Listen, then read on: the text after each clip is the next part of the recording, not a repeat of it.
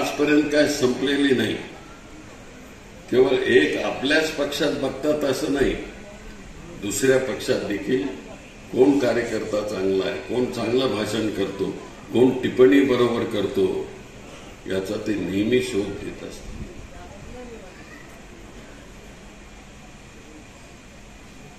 आज आमचे प्रकाशराव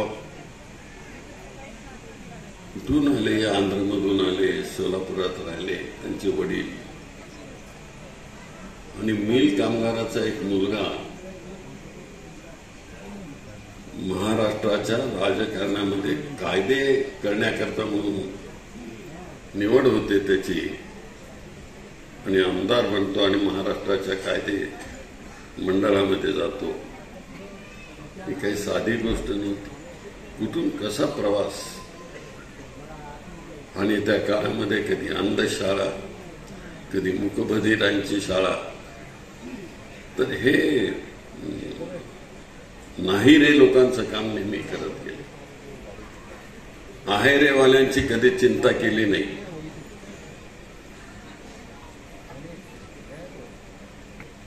त्यांचे गुरु जर तसे बघितलं तर कोण होते?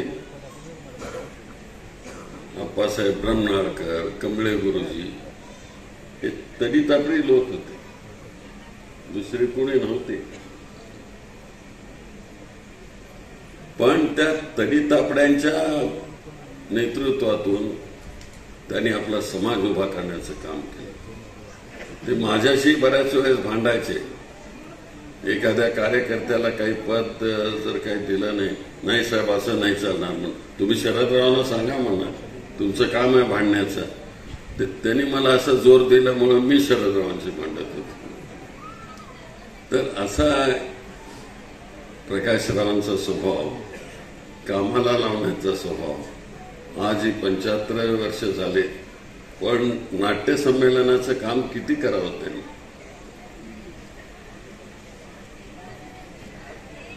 आजही ते निधी मागत फिरतात आणि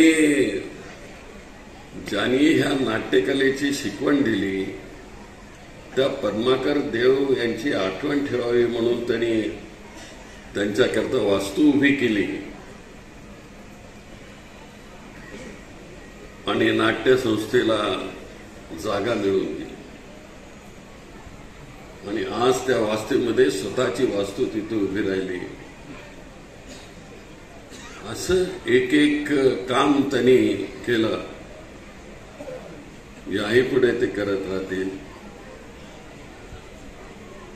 प्रकाशजी, सौभाग्यवती प्रकाशजी, एकमेकांना साथ देत तुम्ही इथपर्यंत आलात।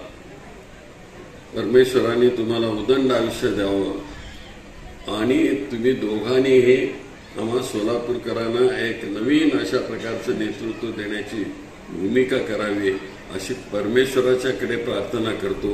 आणि 100व्या वर्षी देखील आम्ही नसलो तसे पवार साहेब असतील,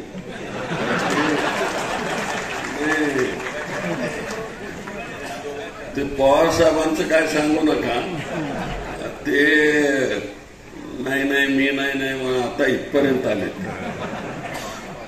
अजून चालता येत नाही म्हणतो, आधार द्यावा लागतो की काय म्हणतो, पण ते झिडकारून देतात। काल किती सभा झाल्या, आम्ही सगळे थकलो, पण हे थकले नाही।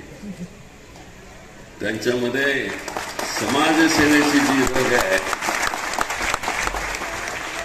समाजसेवा करण्याची जी रग आहे, त्याला कधीही पूर्ण विराम ते देत नाहीत आणि त्यांच्या आयुष्यामध्ये परमेश्वराने न देण्याची बुद्धी चालवावी अशाही प्रकारची प्रार्थना करतो।